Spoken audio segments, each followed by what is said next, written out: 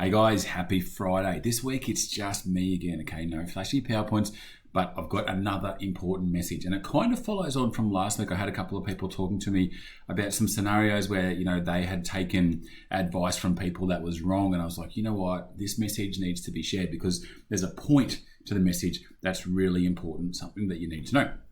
Last week I talked about, who you don't take advice from. I've got a mate who's an electrician. We're talking about a little side hustle he's going to be starting. He's going to make some good money out of it. He chatted to a couple of mates and they're like, don't do this, don't do that. The advice was completely wrong, okay? It's going to cost him thousands and thousands of dollars of extra tax and things like that. Talk to the experts in their fields about the subjects and leave these other guys out of it, okay? Now that's one thing which was about accounting advice. Unfortunately, over my career, which is getting on, I'm 43. I've been doing this for about 20 years. I've seen, and I've been involved in my own self, some horror stories, okay, where people have lost a lot of money, okay?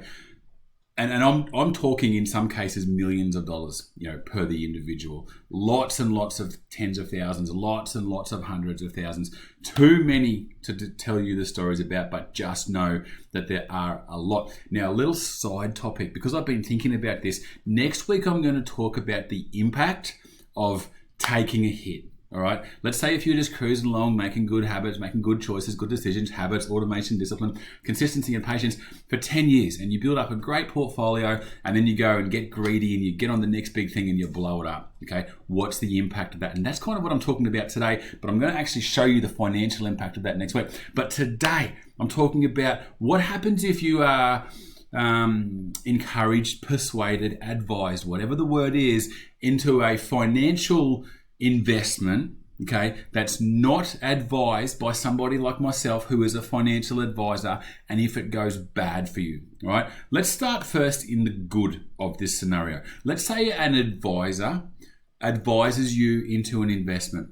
Now, if they don't properly understand your objectives, if they don't understand your tolerance to risk, and if they advise you inappropriately and you suffer a loss because of that, that advisor will have insurance. They're regulated, they're registered, they will have their own Australian Financial Services license, or like me, they will be authorised. I'm what's called an authorised representative. You can search my number, 296156. You can go on ASIC and search me. You can search Libertas Financial Planning, who authorises me, okay? So if, let's say it is me, just because I'm here, if I advise you really bad advice, I put you into a super high risk investment and you're not high risk at all, we've geared you into an investment product and you lose a lot of money, okay?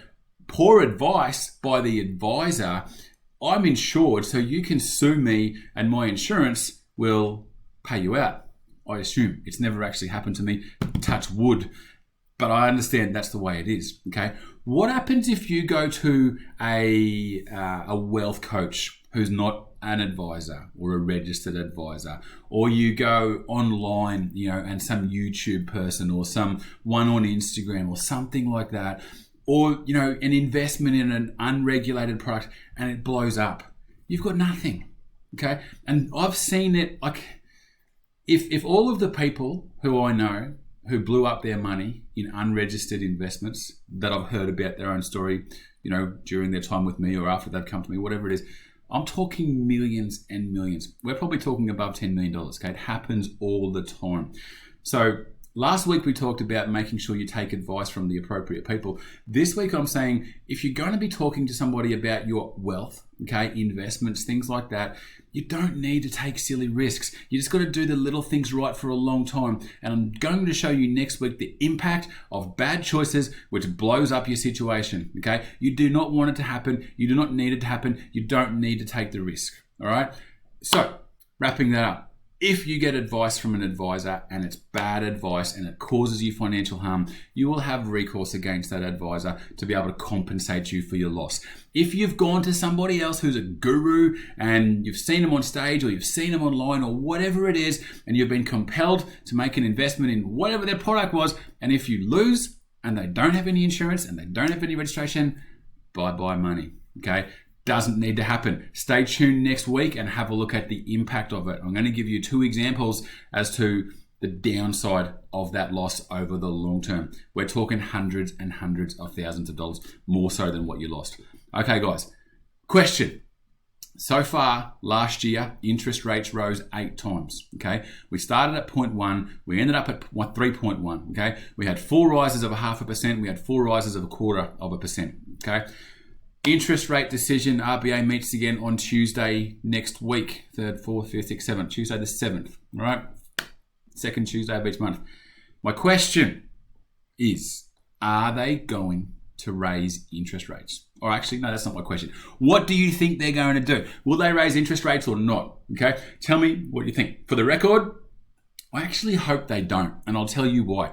A lot of loans, myself included, are still on a fixed rate loan. I'm on a loan of less than 2%, okay? My loan comes out of being fixed in August this year. At that point, my loan payments are going to be significantly higher than what they are now, a couple of $1,000s a month. Now, that means I won't have a couple of $1,000s a month to spend in the economy like I currently do, purely because I'll have to pay the interest of the bank. So I hope they don't raise interest rates, because I would rather that they wait and see the effect of all these fixed rates come into term and then seeing what the effect of their 3% increase is over the last 12 months. So for me, I'm going to say that they won't raise interest rates. But if you want to go in the draw for $100, tell me what you think, and we'll wait and see.